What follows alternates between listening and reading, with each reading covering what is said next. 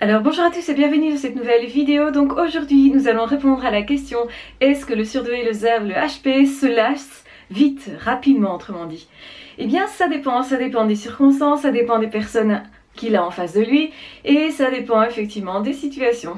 Autrement dit, un surdoué effectivement peut se lasser très vite d'être dans quelque chose qui est répétitif, comme un boulot par exemple, qui n'aurait pas de sens pour lui. Alors évidemment, en fonction du surdoué, vous avez certains boulots qui peuvent vous être intéressants. Si par exemple vous faites quelque chose qui peut être répétitif, mais à travers duquel vous avez l'impression que vous allez apprendre quelque chose d'important pour vous et que ce n'est qu'une étape éventuellement, eh bien le surdoué va faire en sorte d'apprendre ce qu'il doit apprendre, ce pourquoi il a postulé en réalité, et une fois que c'est fait, eh bien à ce moment-là, il va s'en aller tout simplement et changer éventuellement de boulot si évidemment la situation le lui permet tout simplement.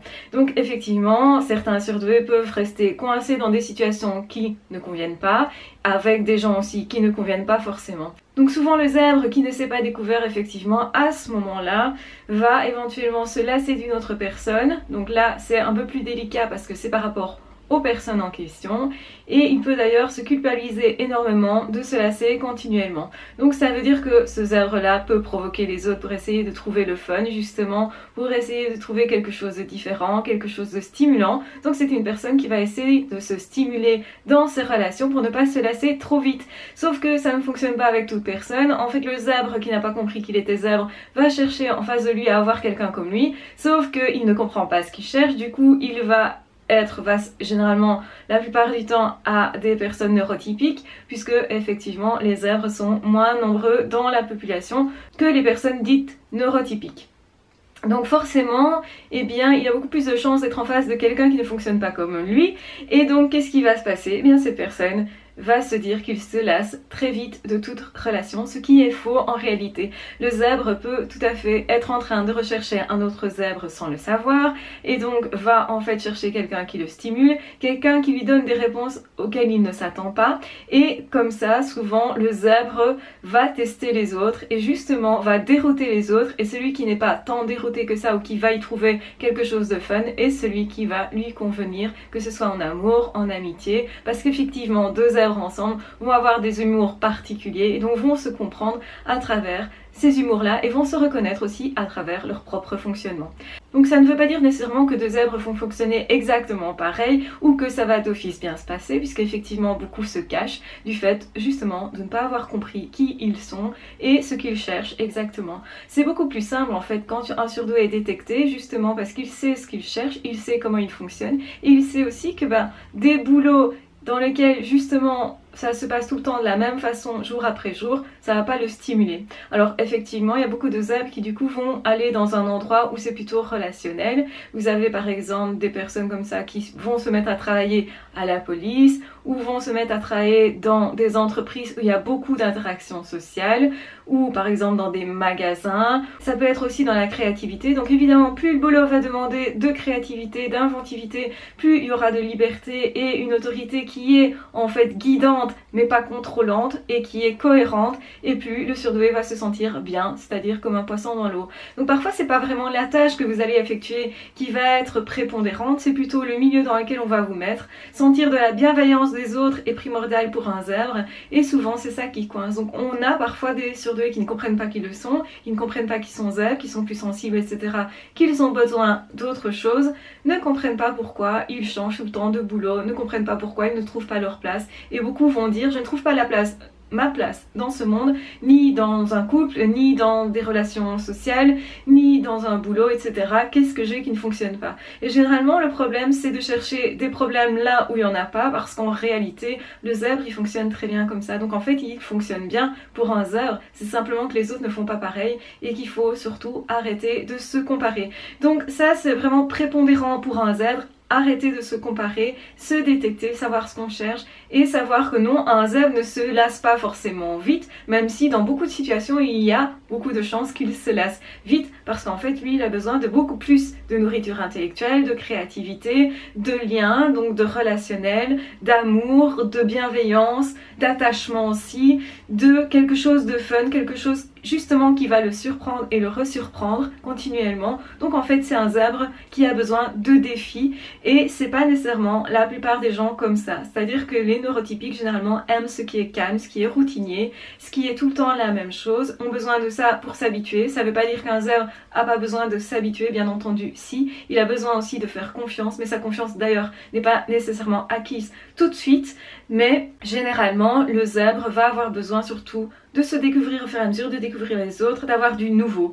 Si le nouveau ne se fait plus, et bien là, il va généralement commencer à être moins bien, à être potentiellement déprimé ou même aller jusqu'au burn-out. Ça, c'est le risque du zèbre qui, justement, surinvestit le côté intellect et va se jeter dans une tâche, mais qui au final n'aura plus de sens pour lui. Et au final, le fait de se perdre va faire en sorte qu'on arrive au burn-out, qu'on arrive en tout cas dans un état de remise en question, dans un état de j'ai besoin de changement. Et parfois, les zèbres ne savent pas pourquoi.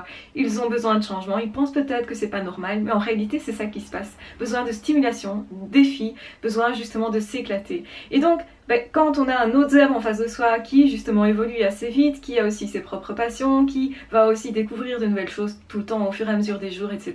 et des années, forcément on a beaucoup moins de chances de se lasser. Au contraire, l'autre va stimuler. Parce que le zèbre c'est aussi quelqu'un qui aime bien les défis, donc qui s'accroche, autrement dit, dans la durée. Donc c'est pas nécessairement quelqu'un qui abandonne très vite, au contraire, s'il a un grand projet et que ça continue d'évoluer et qu'il continue d'être libre, il peut continuer d'être inventif et continuer du coup son cheminement et au contraire de se lasser, il va s'y tenir pendant X années, voire toute sa vie.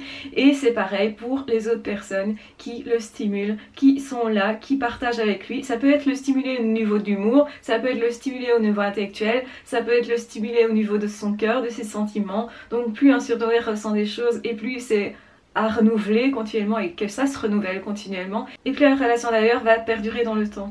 Je l'ai dit, les relations amicales entre zèbres sont généralement de longue durée. Généralement les personnes se redécouvrent continuellement, redécouvrent des facettes qu'ils n'avaient pas vues chez l'autre et aussi ça fait écho chez eux, donc ils se découvrent en même temps, donc il y a beaucoup de défis du coup dans cette relation là. Donc ça ne veut pas dire que les autres sont pas intéressants, bien au contraire, mais peut-être pour se stimuler du coup ils ont besoin de beaucoup de personnes parce qu'ils ont besoin de se stimuler dans pas mal de relation. Donc en fait c'est pas le côté apparence qui prime comme une autre personne qui pourrait être populaire parce que justement c'est l'image qui prime.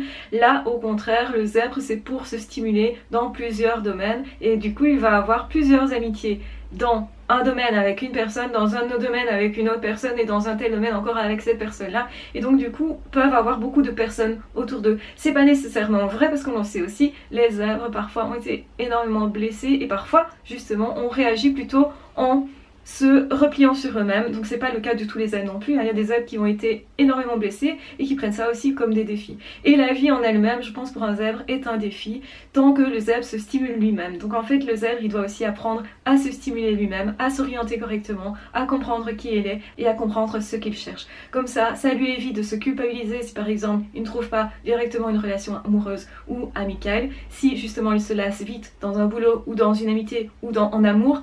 Il peut avoir une image dégradée de lui-même à cause de ça parce que c'est pas ce que les autres font habituellement.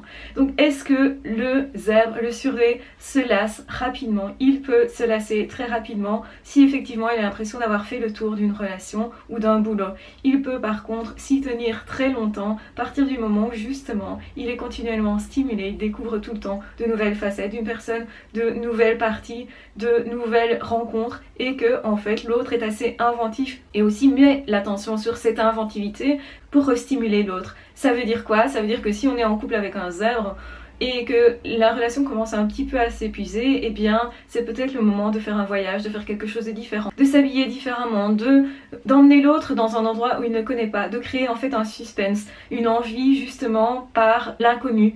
Et donc les zèbres quelque part ont peur d'être dans des situations qu'ils ne connaissent pas trop, mais en même temps ils sont stimulés par l'inconnu. Donc effectivement c'est intéressant pour un zèbre d'avoir en face de lui quelqu'un qui va lui dire allez viens je t'emmène mais je ne te dis pas où, alors viens on va manger quelque part mais tu le sauras plus tard où, ou bien j'ai pris des billets d'avion et tu verras quoi, réserve juste tel jour et tel jour.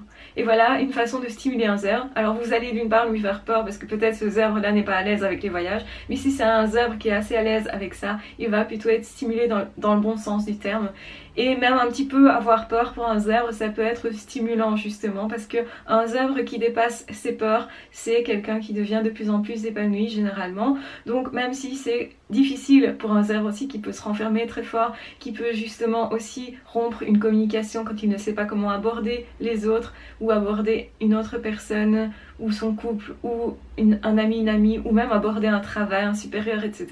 Donc peut se couper des autres mais en même temps peut aussi facilement trouver du fun dans une situation. Alors évidemment on peut pas trouver du fun dans toute situation, hein. Il y a des boulots dans lesquels ça nous convient tellement pas qu'il faut surtout pas rester là-dedans. Si par exemple ça va vraiment à l'encontre de nos valeurs, que ce soit au niveau d'un couple, au niveau de l'amitié, d'une amitié soi-disant, ou au niveau d'un travail, évidemment si ça va contre vos valeurs, le zèbre ne pourra pas l'accepter parce que il est révolté au fond de lui et c'est quelqu'un qui justement ne peut pas accepter que ça soit incohérent chez lui. En fait, il a du mal par rapport aux incohérences des autres, mais encore plus par rapport à ses propres incohérences.